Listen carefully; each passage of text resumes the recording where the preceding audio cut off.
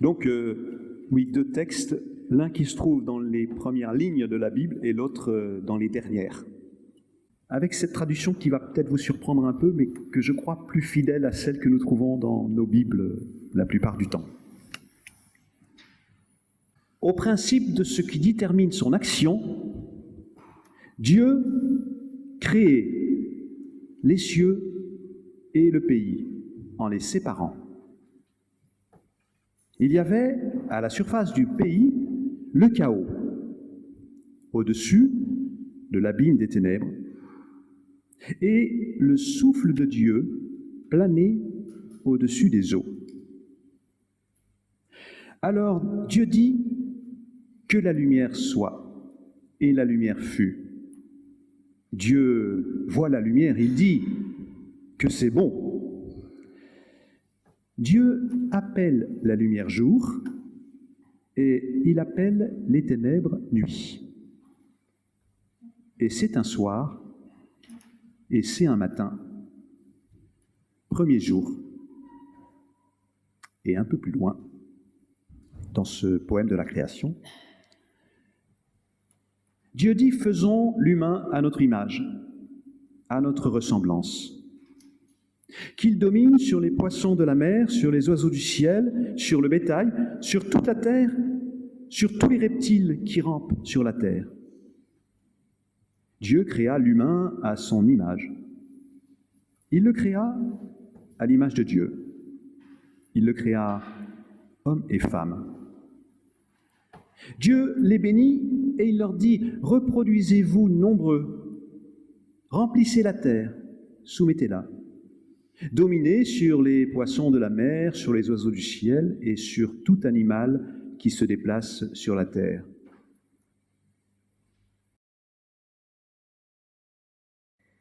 Puis je vis un nouveau ciel et une nouvelle terre, car le premier ciel et la première terre avaient disparu, et la mer n'existait plus.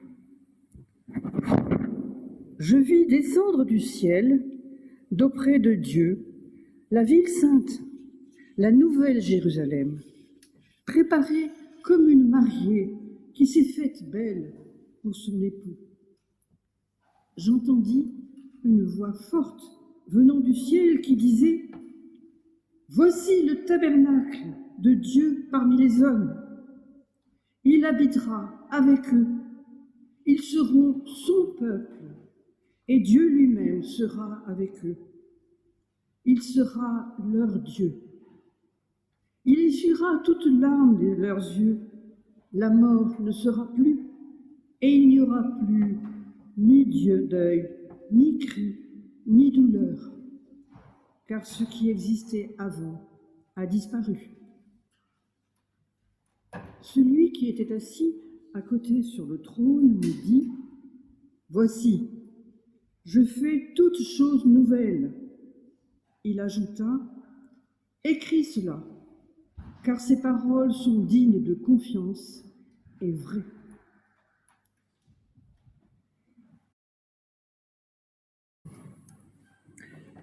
Est-ce que vous connaissez ce flyer-là ? Oui, vous le voyez d'un peu loin. Hein. En fait, il a été concocté pour notre Église protestante unie de France en 2013 avec cette phrase en gros caractères que vous ne pouvez pas voir de loin. « Choisir la confiance ». Choisir la confiance. Difficile à résumer en une phrase ce qui est au cœur de notre foi. Choisir la confiance. Peut-être on aurait pu dire aussi choisir la vie. En tout cas, c'est le thème que nous nous sommes donnés aujourd'hui avec les catéchumènes. Choisir la vie. Choisir ce qui fait vivre plutôt que ce qui détruit. Et bien sûr, cet appel résonne avec d'autant plus de force que c'est bien le défi devant lequel nous sommes aujourd'hui. Face à la crise écologique, face au réchauffement climatique, face à toutes ces activités humaines qui menacent la vie sur Terre, comment pouvons-nous manifester concrètement notre engagement pour la vie, choisir la vie, sans que cela soit seulement un slogan, mais que vraiment ça se traduise par des actes. Face à la crise écologique, en effet, il y a 3 réactions, 3 attitudes possibles, me semble-t-il. Il y a ceux qui nient l'ampleur du problème ou qui pensent que nous trouverons bien des solutions technologiques pour faire face grâce à l'essor fantastique de l'intelligence artificielle, grâce aux progrès scientifiques, techniques. Ils se disent que nous nous en sortirons. Peut-être que cette attitude peut être qualifiée d'optimisme, optimisme technophile. Et puis, il y a ceux qui désespèrent, parfois même qui tombent dans la dépression face à l'état de la planète, face à l'ampleur d'une crise dont ils ne voient pas l'issue. C'est ce qu'on appelle l'éco-anxiété. Et enfin, il y a ceux qui se lancent dans un activisme militant pour essayer d'infléchir la tendance. Ils y mettent toute leur énergie, tous leurs moyens, jusque parfois à s'épuiser et à rester avec le sentiment de chercher à vider la mer avec une petite cuillère. Alors, à la lecture de ces 2 textes bibliques, est-ce que nous discernons une autre voie? Est-ce que d'autres alternatives nous sont données, qui ne soient ni dans le déni, ni dans le désespoir, ni dans la fuite en avant vers des solutions illusoires? Alors, ce qui est sûr, c'est que ces 2 lectures que nous avons faites ce matin, je crois qu'elles nous encouragent plutôt à agir. Elles ne nous incitent pas à la passivité ou la résignation, car Dieu confie aux humains une responsabilité. Oui, une responsabilité à l'égard des autres êtres vivants. Nous allons voir laquelle dans un instant. Mais d'abord, ces textes nous parlent de la vie telle que Dieu la désire pour nous. Oui, parce qu'il n'y a pas qu'une seule compréhension de la vie. En réalité, la vie est une réalité plurielle avec plusieurs dimensions biologiques, relationnelles, économiques, spirituelles. Et au fond, la question est de savoir ce que nous mettons en premier. Même si on ne peut se priver d'aucune dimension, il est bon de s'interroger sur ce qu'on estime prioritaire et ce que l'on estime plutôt secondaire. Alors, première découverte importante, en particulier à la lecture de ce texte de l'Apocalypse, la vie telle que Dieu la désire pour nous, c'est-à-dire une vie bonne, libre et heureuse, eh bien, cette vie nous est donnée par Dieu. C'est un don de sa grâce. On s'imagine parfois que la vie se réduit à ce que nous produisons, à notre travail, à nos efforts. En vérité, cette vie nous vient d'en haut. Elle nous vient d'un plus grand que nous appelons Dieu. En tout cas, c'est, je crois, ce que proclame l'auteur de l'Apocalypse. Dans sa vision, en effet, il voit un ciel nouveau, une terre nouvelle, venue d'en haut. Il voit aussi la nouvelle Jérusalem descendre du ciel jusqu'à nous. Deuxième découverte, contrairement à ce qu'on s'imagine bien souvent, le poème de la création en Genèse 1 n'est pas un traité scientifique qui nous dirait comment la vie est apparue sur Terre et qui nous parlerait de l'origine de l'univers, même si la plupart des traductions, je trouve, nous induisent un peu en erreur en écrivant « au commencement ». Alors, au commencement, tout de suite, on s'imagine que l'auteur va nous parler du début de l'histoire. C'est pour cette raison que j'ai remplacé « au commencement » par « en principe ». C'est, je crois, une traduction plus fidèle. En effet, l'auteur nous expose le principe qui va déterminer l'action de Dieu. Ainsi, on peut comprendre que ce poème évoque pas seulement une action passée de Dieu, mais une action toujours présente. L'activité créatrice de Dieu n'est pas terminée. Depuis le début des temps jusqu'à aujourd'hui, elle se poursuit et elle se poursuivra encore. Troisième découverte, les premiers versets de la Bible, de la Genèse, indiquent qu'il y a quelque chose avant l'intervention de Dieu. Quelque chose d'indéfinissable, de confus, de chaotique, d'obscur, peut-être même de menaçant, évoqué avec ces 4 mots, le chaos, l'abîme, les ténèbres et les eaux.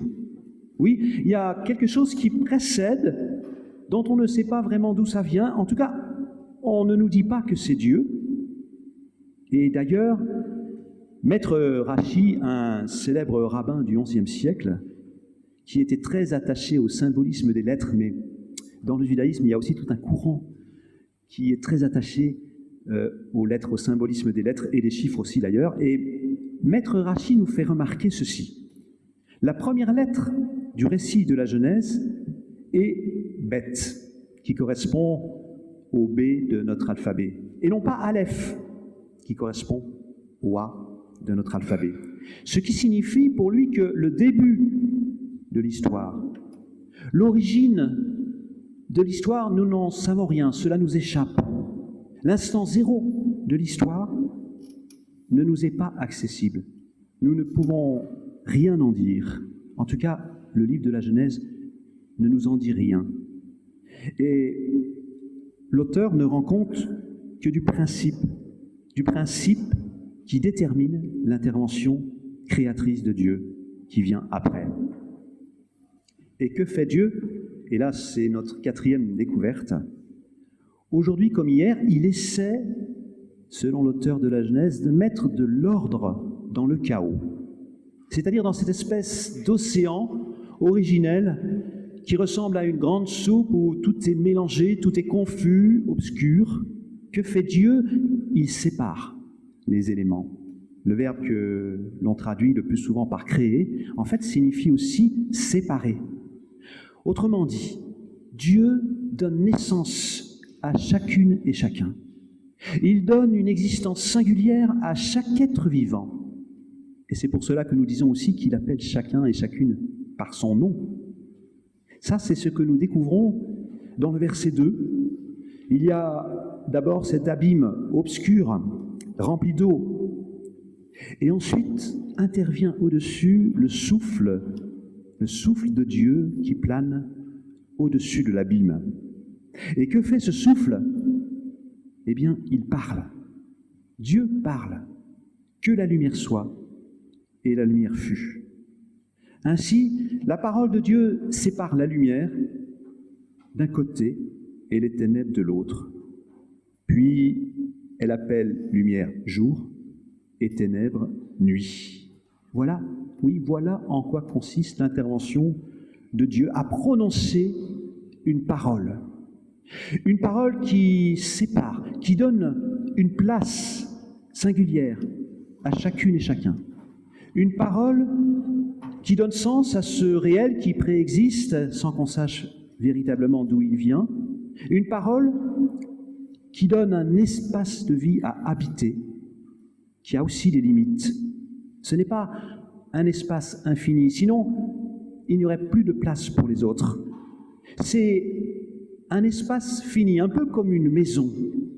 Je prends l'image de la maison parce qu'en hébreu, cela se prononce Beth. Cela a donné Bethléem, Bethphagée. Beth, c'est justement la lettre qui vient en seconde position dans l'alphabet hébreu, mais qui est la première lettre du livre de la Genèse, comme je le disais tout à l'heure. Dieu prononce une parole qui fait exister ce qui est bon, et c'est pour ça qu'on a ce refrain qui rythme tout le poème, et Dieu vit que cela était bon. Alors oui, la vie que Dieu désire pour nous, c'est une vie bonne. C'est un espace agréable à habiter et qui a des limites afin qu'il y ait de la place pour chacun. Car notre expérience humaine le montre, mais aussi la suite du récit de la Genèse, je pense en particulier au récit de Babel.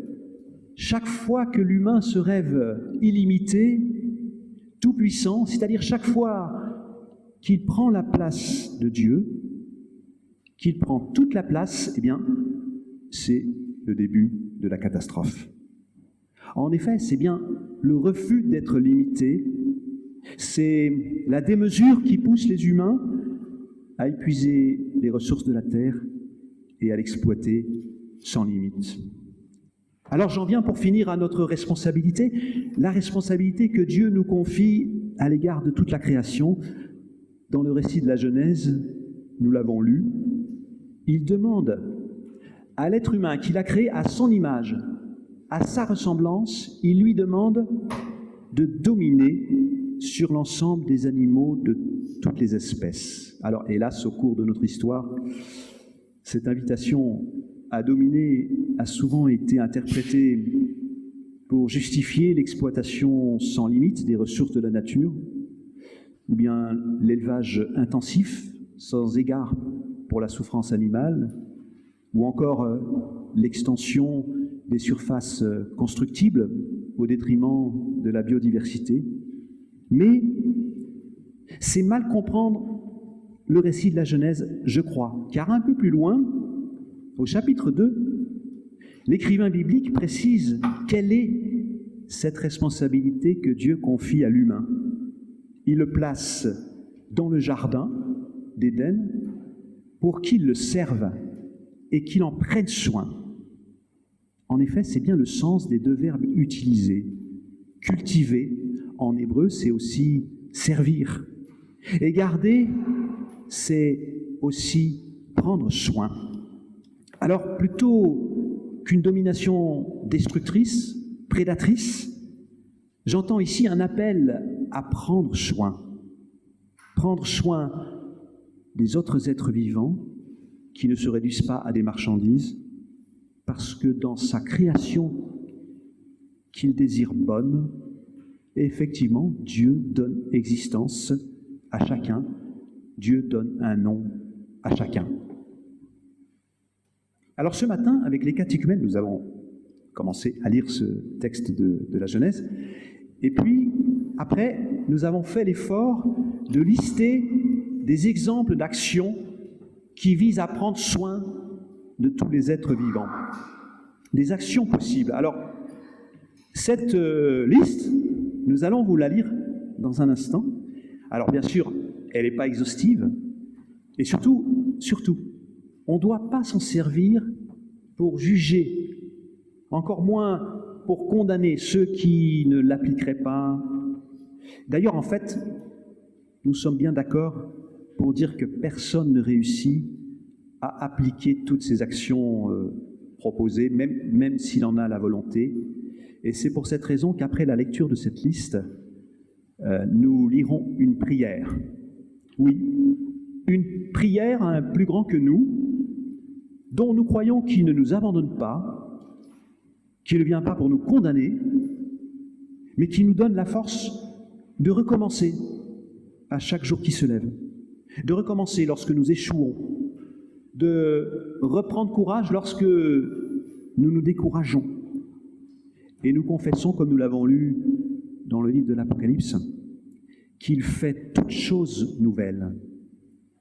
Il fait toutes choses nouvelles, même là où tout semble mort et foutu, il fait naître la vie toujours à nouveau. Vivons dans cette espérance, dans cette confiance.